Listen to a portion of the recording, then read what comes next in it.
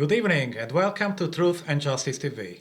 I'm Alex Amicarelli, and this evening we are going to focus on a new legal topic of interest for our audience.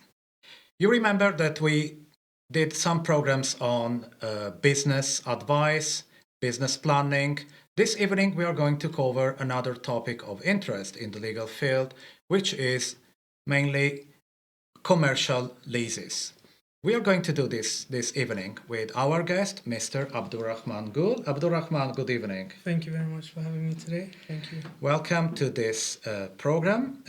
As I said, we are going to cover the topic of commercial leases.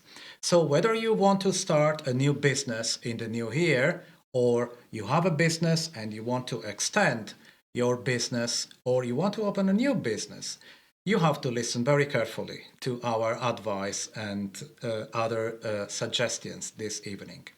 We do know that the Brexit, the pandemic, and the financial crisis have really affected the businesses in this country.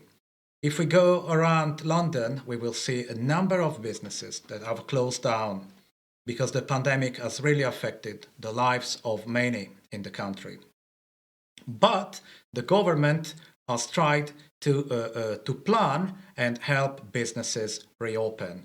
So this evening we are going to see some of the information that you need to know when it comes to start a new business, and especially when it comes to leases. Gul, Mr. Gul, good afternoon, good evening. And can we just a little bit introduce what a commercial lease is, and let our audience know what the stages of a commercial lease are and the best things we can tell them about this, please? Yes. So a commercial lease is when you have a lease for a property where you want to conduct some business in that premises. So there are certain stages involved in a commercial property transaction. These are, for instance, stage one is the heads of terms document. This is not legally binding. However, these are the intentions of both parties, the landlord and the tenant. They indicate their intentions and what they want to do with the transaction. So that's the first part of it. And then there's a pre-contractual stage. There's the exchange of contract where you sign the contracts, both parties, other parties, solicitors. And then we have the pre-completion and the completion stage, and then the post-completion stage. That's the 6 main key stages involved in a commercial property transaction. And the first stage of the commercial property transaction is the due diligence searches we conduct before. Why is due diligence so important? Yes, let's tell the audience why. It's very important because first we need the proof of address, proof of ID, the name of the client, because we want to do anti-money laundering checks. We do the AML checks on the client so that we know that the property and the person we're dealing with is legitimate. So it's very important that we conduct these searches beforehand. Can you say a little bit more about proof of address, proof of ID? Maybe some of our friends are not very familiar with what a proof of address is, because every country has different rules. So here we have proof of ID. We mainly use a driving license or a passport.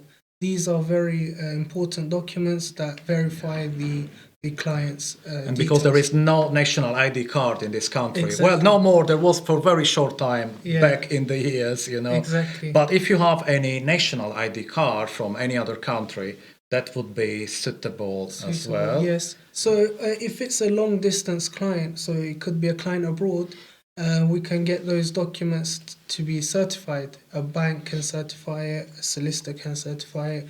We need it to be stamped and signed to verify the documents.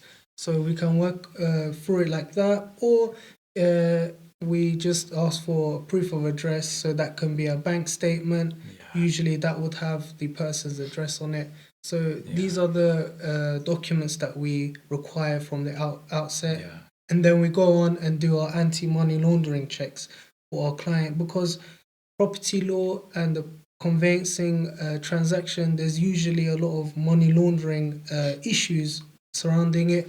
So as solicitors, we need to go through these checks, and once it's done and it's clear, we move on with our processes in order to do the conveyancing transaction. Yeah, and I'm sure those of you who were following our previous programs, you will remember that many times we spoke about documents, evidence, and many times we spoke about proofs of address, because in this country it's not very easy to get proofs of address, especially if you're not registered with your GP, because there are no national registers of the resident population. If you don't pay the council tax, you will not be registered with the council. So it's always good to try and have some proofs of address. Also because if you use the driving license as proof of ID, you cannot use it also as proof of address. You will need some more documentation. Documents, exactly. Yeah, but I don't want to cut you, so please let's Yes. go on Okay. with the further stages. Okay, so the first stage of the commercial transaction is the heads of terms. So what we do in the heads of terms is we try to gain information about the intentions of the parties, what they want to do. The heads of terms is not legally binding. However, it needs to be accurate, because later on in the further stages, we refer to it. Both clients and the solicitors on the other side have to refer to it. And then we move on. We need to obtain the energy performance certificate of the property. We analyze the property, the details of the property, and then both parties need to appoint professionals. So they would need a solicitor, they would need agents, they would need valuers of the property. Okay. So then the buyer would also need to assess their funding options. So some buyers would go for a mortgage, some would have cash ready, and the source of funds are very important to obtain beforehand, and they Because there need is to a be very ready. strict anti-money laundering Correct. regulation, Exactly. so everything has to be done properly and in depth. In that order, yes. Yeah. So then the second stage is the pre-contractual stage. We carry out searches, okay? Searches are very important. Usually it's an optional thing to do. However, we as solicitors, we always advise our clients to do searches. Why? Because if there's any defects in the property, then we would be able to ascertain it. We can see the problems in the property in order for the client to save money, because later on, if a defect pops up in the property, then the client will be liable to fix it, and that would cost more for the client. So we do the searches beforehand to see if there's any issues with the property, any other problems. So the searches are very important, and we always advise it to our clients, even if they don't want it. We always say that they need to do the searches on the property. Okay. And then the key stage is exchanging the contract. So we know that the parties are committed to the sale and the deposits are paid. And then if there is any insurance, that is also arranged in that stage. Okay. So both parties must also have to sign the contracts so that it has a legally binding effect, and that's another important thing. And then the pre-completion stage is we prepare the completion statement. If there's any mortgage redemption figures that need to be obtained, we obtain those, and then we prepare replies to requisition on title. Then we progress to the stage of In completion. the completion stage, so the mortgage is discharged, and then we send the completion documents to the purchaser. Then the completion money is paid to the vendor, solicitors, and then the buyer now has responsibility on completion. And then the post-completion stage is Which also is very important. Yeah, it's very important, because most people might think it's over at the completion stage. It's not actually. Very key stage. Exactly. So once you have the post-completion stage, we have the stamp duty land tax that needs to be calculated and then submitted to the government. And we do that as solicitors. We calculate and we submit the stamp duty land tax application. However, we cannot provide further tax advice unless we're licensed to it. And because it would have further implications, we need to have a license in order to provide tax advice. Well, as we can see, it's a very complex matter. everyone needs legal advice. Exactly. It's very important to refer to lawyers when it comes to this kind of transactions.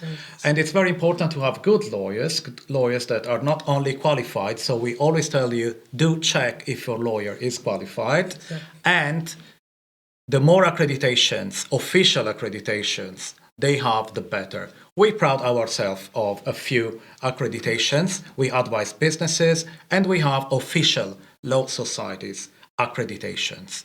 We now have a short break, and then we will see you again very soon with further information and advice.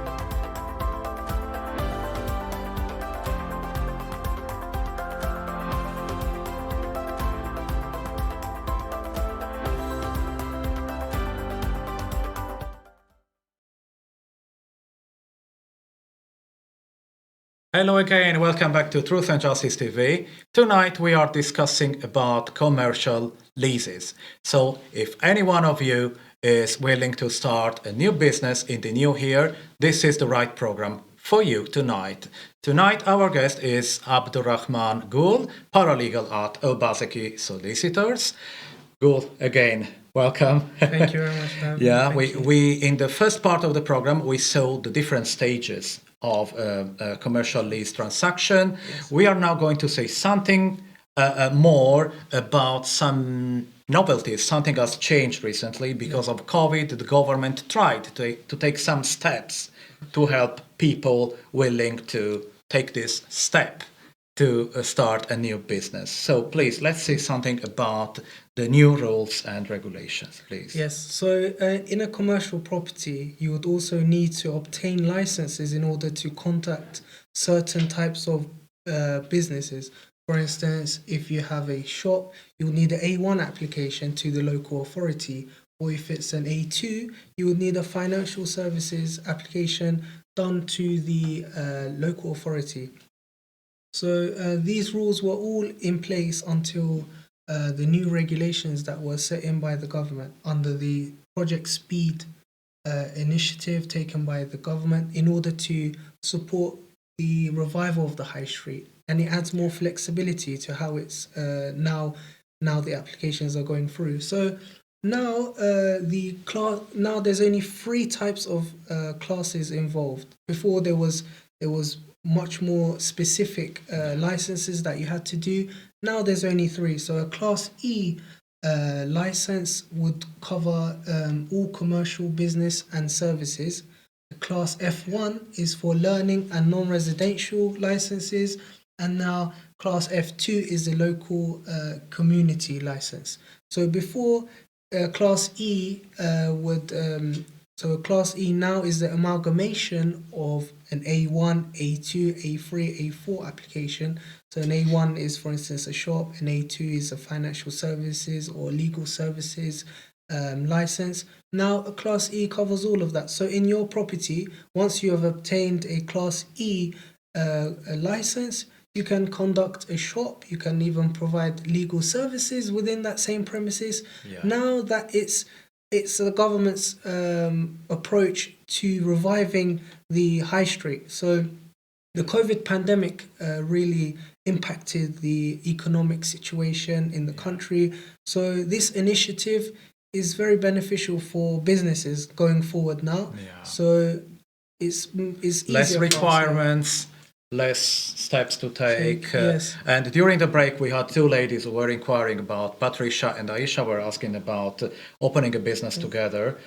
Patricia is an hairdresser and Aisha is a nail technician. Yeah. So with the new regulation, Aisha and Patricia will have quite easier life when Exactly. it comes also So they just have to more license. options. Yeah, so they have more Yeah. options to do within the same premises. So once they've purchased the commercial property, if they've obtained a Class E, they can conduct many types of businesses within it. It's very good for businesses at the moment because it's easier now. You can obtain a planning permission once and then you can conduct all these types of businesses. It's very useful, it's very good for the economy, it's very beneficial for business owners.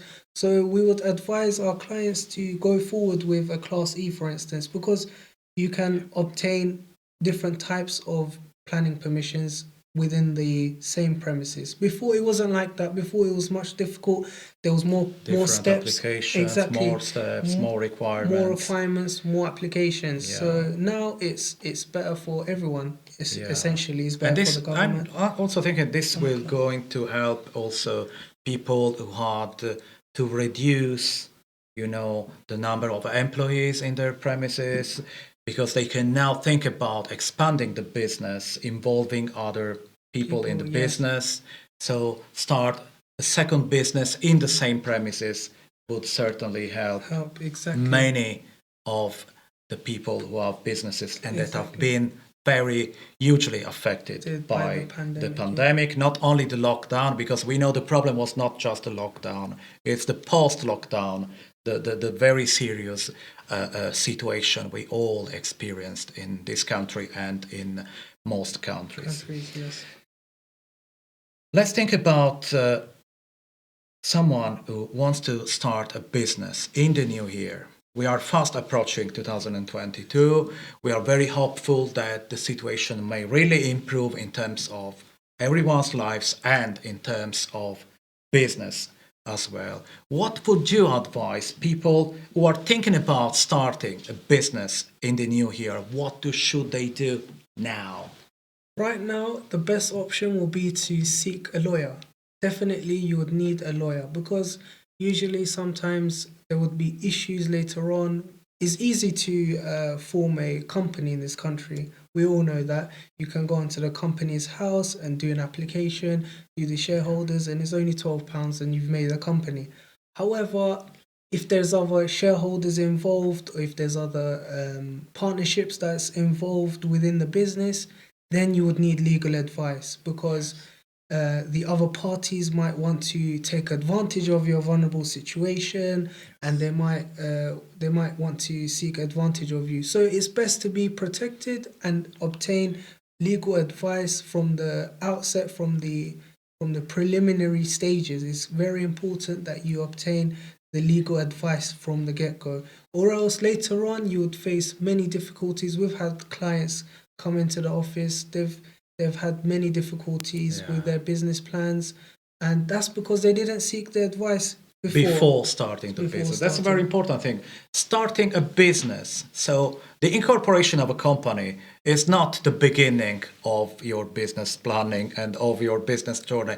It's a point in the middle of your journey. So before starting it, you need all the background work, which includes the business planning as such and the legal preparation. So you need to be ready to start your business. When you incorporate, at that very point, you must be very robust. You need to have a good shield to protect yourself inside the company and from outside the company. As Mr. Gould said, you need to be in a position to be able to face any kind of problem you may have also inside the company. If one of the shareholders or business partner may want to take advantage of your non-knowledge, ignorance of the law and of the regulation. So before starting a business, see someone helping you also from the legal point of view.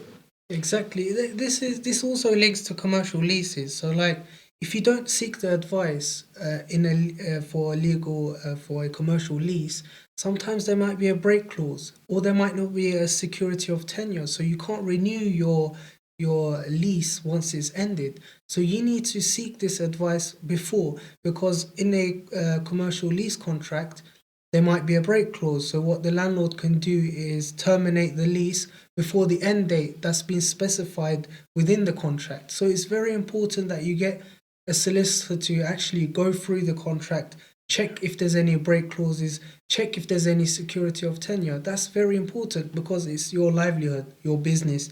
You need that advice.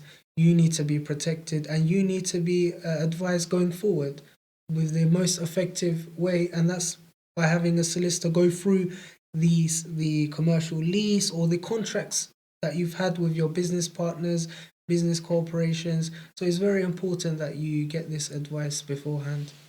Yeah, there are situations where some of our friends, maybe they already have a business Yeah.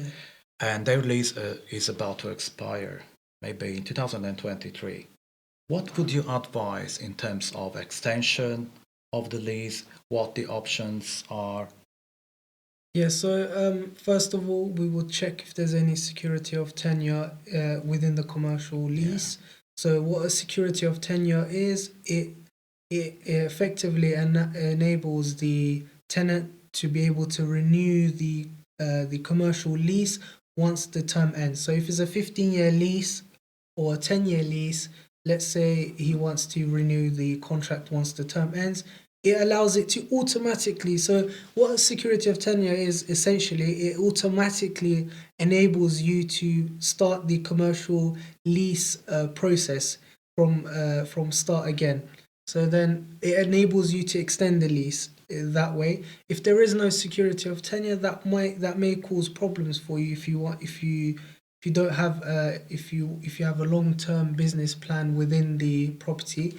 But so we will check if there's any security of tenure, and then we'll go through those stages again that I've explained at the start. So the 6 stages, we go through it: the heads of terms, pre-contract, contract, exchange of contract, and then we do the post-completion stages again, so that our client is aware, and then we can reobtain the property and go ahead with your business. Yeah, and the need of seeking legal advice actually applies to both sides Exactly. because you want everything to be very clear since the beginning. You don't want to have any surprise 1 year before the expiring of the lease. You want to be all set and prepared to have a good business and a good relation between landlord and Tenants, yes. and tenancy. That's very important. This applies to residential and especially to commercial when business is Many is clients involved. lose their commercial leases. Why? It's because they didn't have a solicitor check if there's any break clauses. Because a break clause gives the automatic right for the landlord to terminate the lease before the end date. So it's very important that you obtain legal advice for the commercial lease, because once it's signed, it's legally binding. So it's very important that you get the legal advice from us. We're all trained, and we've gone through these transactions many times, and we're happy to assist you on conveyancing matters, commercial properties. And yeah, thank you very much for having us. We proud ourselves of, as I said, of many accreditations, memberships, and I think it's very important because these days there are a lot of lawyers to choose from, but also as clients, you need to be educated and understand who you are instructing. So we are not talking about rough lawyers, so people who have no qualifications, they are non-accountable, so basically thieves and fraudsters. But also, when you instruct a genuine lawyer, you want your solicitors to be prepared, to have experience, and to have a robust background to help you. Thank you very much for your attention. You have our contact details. If you want to contact us, Mr. Gul, you can write an email to info@basekisolicitors.com. Also, if I also speak Turkish, so Turkish clients are welcome to contact me directly. My email is gul@obesekisolicitors.com, or you can call us directly, and then we can look at your commercial leases, or even any kind of legal matter. It could be a family matter. I could still assist with Turkish clients Exactly. as well. We are a multilingual law firm. That's what makes us stand out. Exactly. So Thank you, Gul. Thank you very for much. having me. Thank you, everyone, and have a lovely evening. Stay blessed.